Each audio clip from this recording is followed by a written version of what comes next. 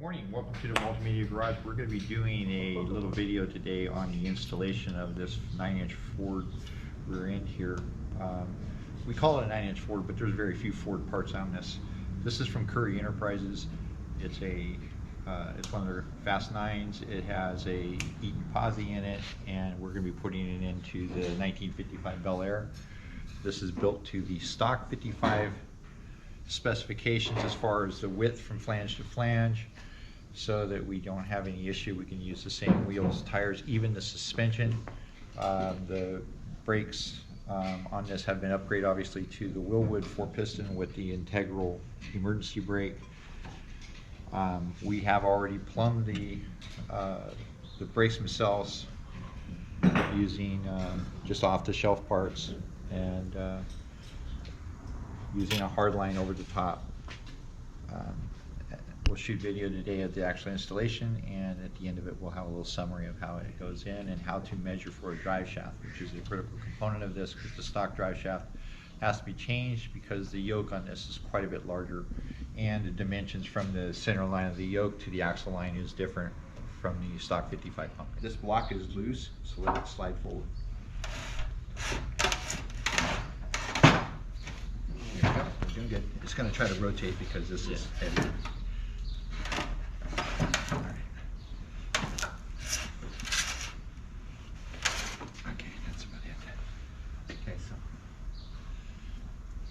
It's going to try to twist on you, so don't work. Picking it up like this. Yeah, just.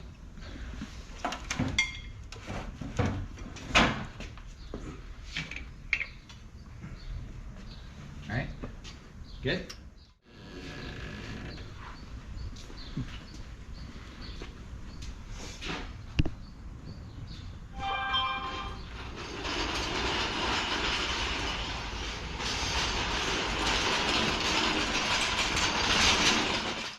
No, to me. Yeah. That's pretty good.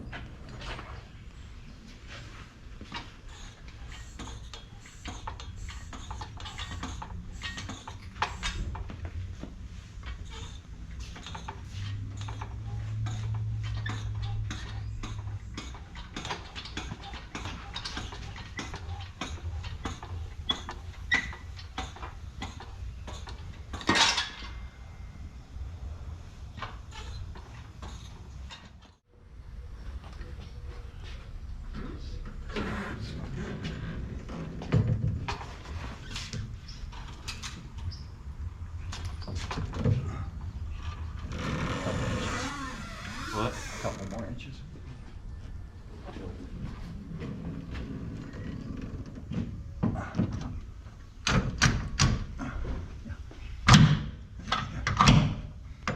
Give me that bolt. And And the what? bring this over. Bring it up.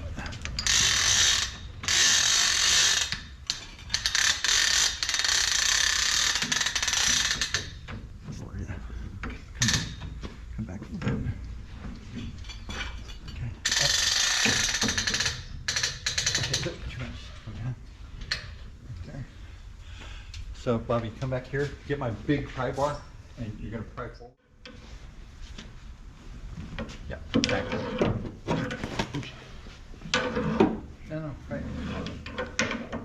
Right there? Yeah. Oh, come on.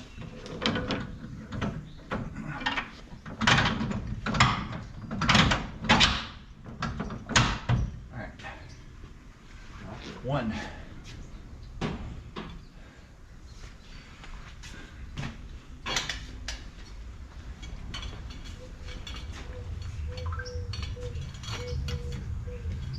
Ready?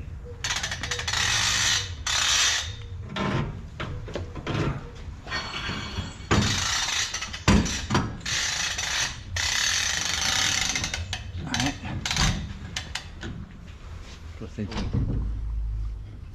Okay, just drop it down and then we use the these to get it set. There it goes. We're going to set the pinion angle, or actually we're going to check the pinion angle on this. Currie recommends that you have between 2 to 3 degrees of pinion angle on this. I like to shoot for about 2.5. So we'll see where we're at. So we have these. It's a very simple little $30 digital angle finder, and it's really simple to use. It's got magnets on the side, the bottom, and the other side. So what you do is you turn it on and you attach it right to the yoke. Let it sit right against the yoke like that. Then zero it. Okay, it's got a little zero feature on it.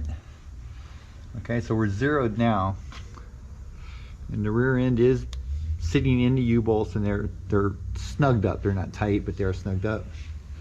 Then we go up here to the back of the transmission. Here, Sean, on this side. And with this still on the same zero as that, we lay it against this flange on the back of the transmission. And this is showing that we are at about 2.3. So 2.3, 2.7, 2.2, okay, 2.25, which is perfect. That's exactly where I want to be.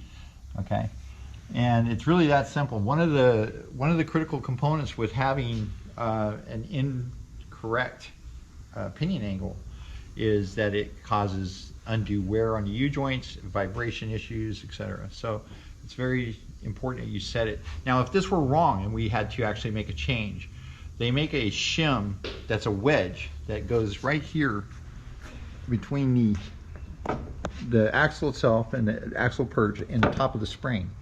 And being a wedge, you can set, and they usually come in half-degree increments, so you can get within a half a degree with your shims. Now, it's also important to check pinion angle after the vehicle is sitting on the ground with the springs fully laden.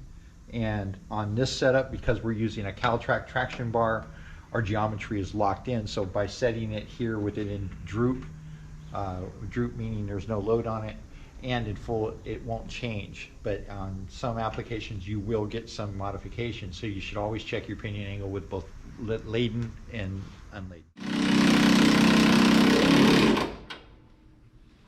Coming down.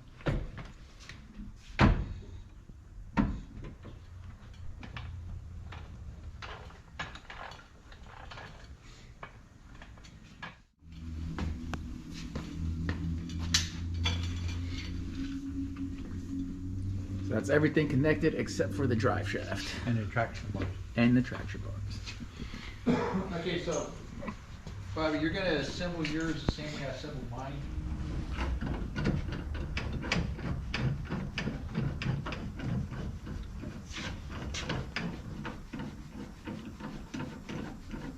On there.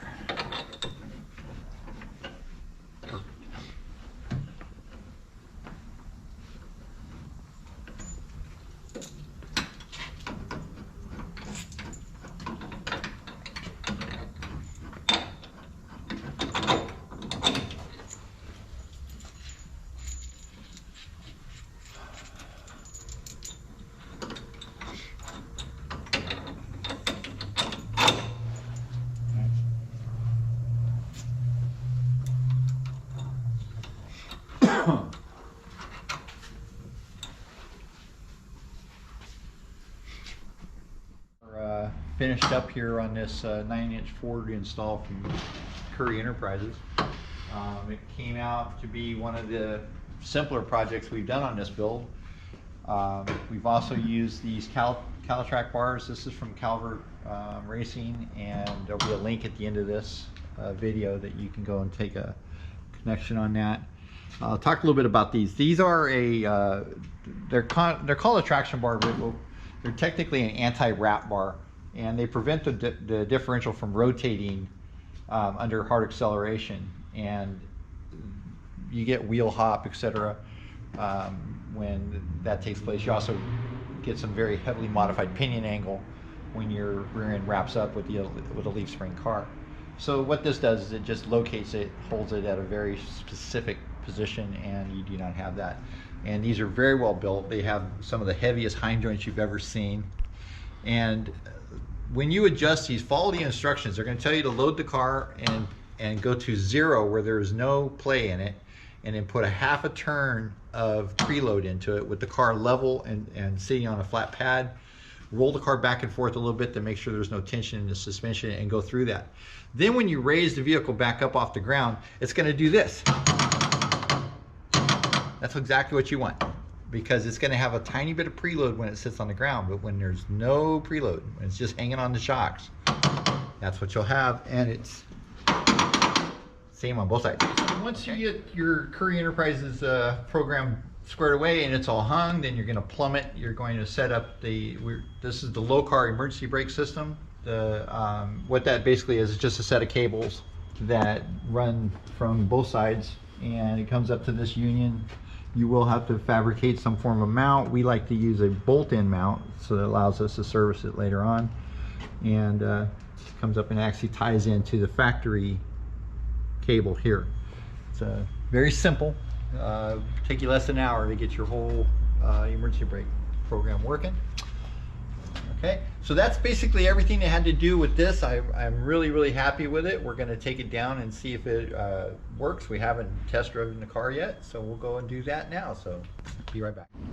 All right, guys, first time it's moving since the rear end got blown out.